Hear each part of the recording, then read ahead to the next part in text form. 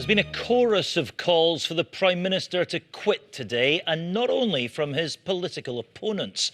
During a phone call this afternoon, the leader of the Scottish Conservative Party, Douglas Ross, told Boris Johnson his position was no longer tenable and said the Prime Minister had broken his own COVID rules. Earlier, the Prime Minister admitted to MPs he had been at a Bring Your Own Booze staff gathering in the Downing Street Garden on the 20th of May 2020, a time when meeting more than one person outside your own household was forbidden. Mr Johnson told an angry chamber he believed it was a work event and that he was there for just 25 minutes, but that he regrets not breaking it up. He's resisting resignation calls, but if the Prime Minister did break COVID rules, is he on borrowed time with his party and with the public? We'll put those questions to people in the know after this report from the Nine's Westminster correspondent Rajdeep Sandhu on another bruising day for the Prime Minister. Now then, on to the day's other big story now, and a judge in New York has rejected Prince Andrew's attempt to have a lawsuit accusing him of sexual assault thrown out. It means the Queen's son now faces a civil trial in the United States. His accuser, Virginia Giuffre, alleges that Prince Andrew's friends Jeffrey Epstein and Ghislaine Maxwell lent her out for sex with powerful associates, including the Prince, an allegation that he has repeatedly denied. Here's the BBC's royal correspondent, Nicholas Witchell. Well, I asked the Scottish Government's Minister for Drugs Policy, Angela Constance, how the task force could be expected to deliver what she wanted on time after losing its two leading members. And they play their delayed first leg of their semi-final tomorrow night. Tomorrow night? Yes. All right, look forward to that. Yes, cheers, indeed. Laura. Thank you very much. Thank you. Let's go back to our top story now, and Boris Johnson's admission today that he was at a restrictions-busting Downing Street party after all. Yeah, what impact is all this having outside Parliament among the voters? I've been asking the polling and elections expert, Professor Sir John Curtis. Here for the next 18 months to 2 years.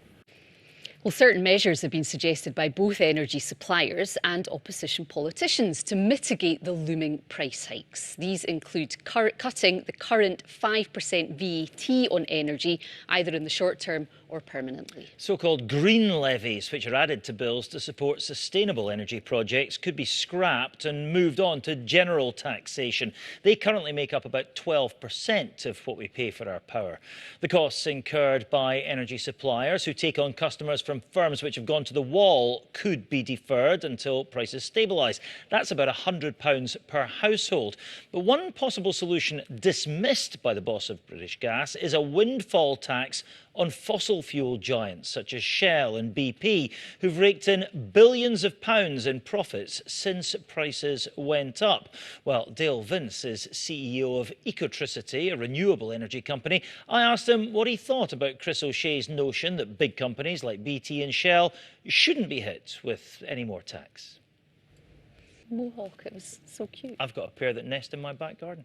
We're in a little corner, a little red squirrel hotspot of Scotland. An enclave. Yeah, they're all over the place. We're spoiled, absolutely spoiled. They're beautiful things. Right, listen, if you know what Here It Comes, this is, then you, like me, are a fan of Wordle, a craze that has swept the nation for all of about a week now. And it's a word game, but there's been a lot of controversy because some people who were hooked on it fell out with it a bit today. It is a bit of a transatlantic tussle because, and here's a spoiler alert, if you haven't done Wordle today, because there's only one puzzle per day, strictly rationed, you might want to look away for the next couple of minutes.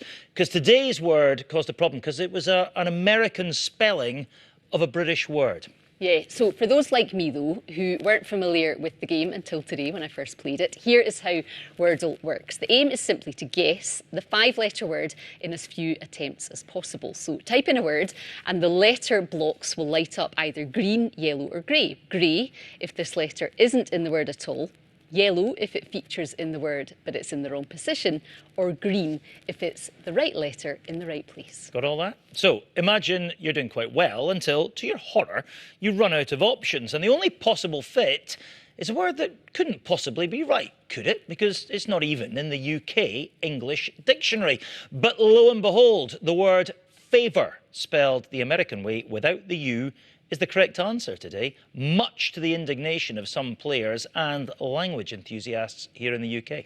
So are we right to be angry, or is this perfectly acceptable? Well, let's get the verdict now from an expert, Fiona McPherson. The afternoon, and winds will be lighter, and it's still mild.